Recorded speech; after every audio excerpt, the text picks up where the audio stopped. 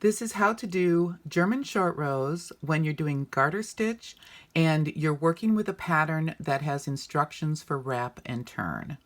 So this is specifically designed to help you translate when you're reading a pattern that has wrap and turn as your instruction for your short rows.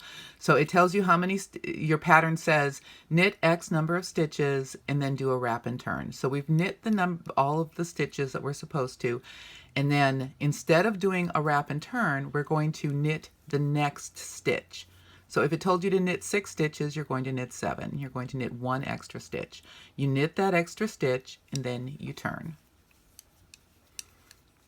Now you slip that first stitch from the left-hand needle to the right, and you are going to take the working yarn and pull it over the needle so that that stitch becomes malformed and it looks like 2 stitches. See, originally it looked like this.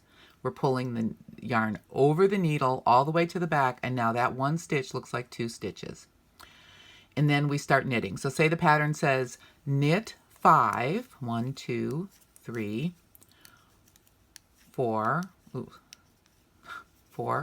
5, and then do a wrap and turn. Instead of the wrap and turn, we're going to knit the next stitch. So we're actually knitting 6. Knit the next stitch, turn, slip the stitch from the left needle to the right, pull this working yarn over the right hand needle all the way so that it looks like 2 stitches, and then knit.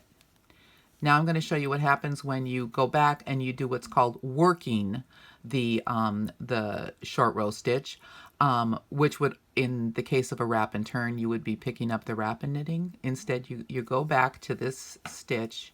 Now you need to look for it.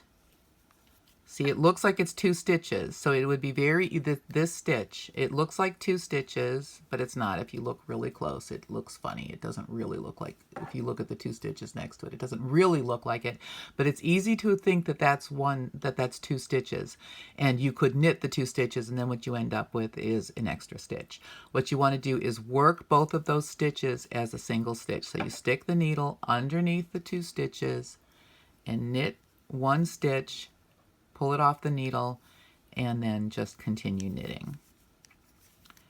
And when you do that, you've got a short row, but you don't, you see a slight malformation, but not much. It looks pretty normal.